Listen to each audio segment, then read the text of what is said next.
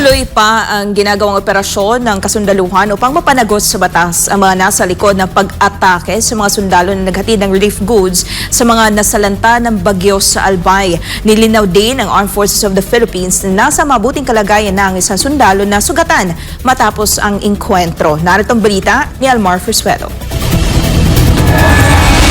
Habang abala ang lahat ng kawani ng gobyerno sa pagtulong sa mga nasalanta ng Bagyong Christine, ay siya namang sinamantala ng rebeldeng grupong NPA. October 27, araw ng linggo, tinambangan ng teroristang NPA ang tropa ng 49th Infantry Battalion na magbibigay lang sana ng mga relief goods sa komunidad na apektado ng sama ng panahon.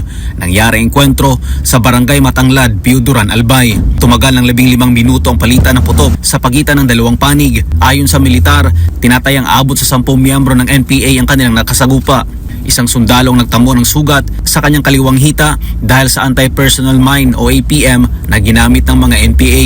Ang nabanggit na anti-personnel mine ay pinagbabawal gamitin sa ilalim ng international humanitarian law. Samantala, sa isang pulong balitaan sa Camp Aguinaldo araw ng Martes, kinumpirma ni Colonel Francel Margaret Padilla, tagapagsalita ng Armed Forces of the Philippines, na nasa maayos na ang kondisyon ng sugatang sundalo.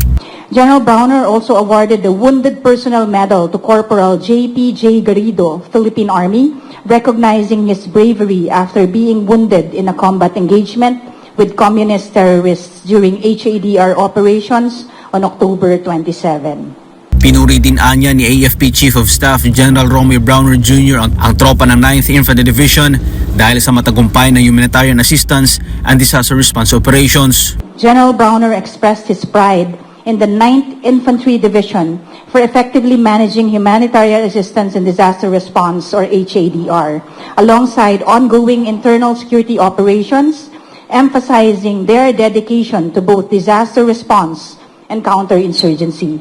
Binigyan din ng tagapagsalita ng AFP na bagamat kinukundina nila ang maling gawain ng komunistang grupo, ay wala silang pinipiling mabigyan ng tulong sa panahon ng sakuna. We condone this move that they made, with our troops that were conducting humanitarian assistance and disaster response.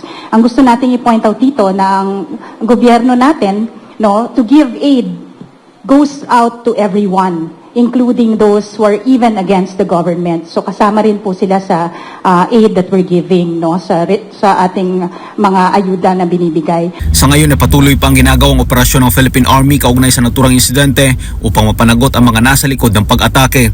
Nangako din ang Philippine Army na tuloy-tuloy ang kanilang mga gagawing humanitarian assistance sa mga nasalanta ng Bagyong Christine at sa bagong bagyo. Para sa Diyos at sa Pilipinas, kung mahal, Almar Fersuelo, SMNI News.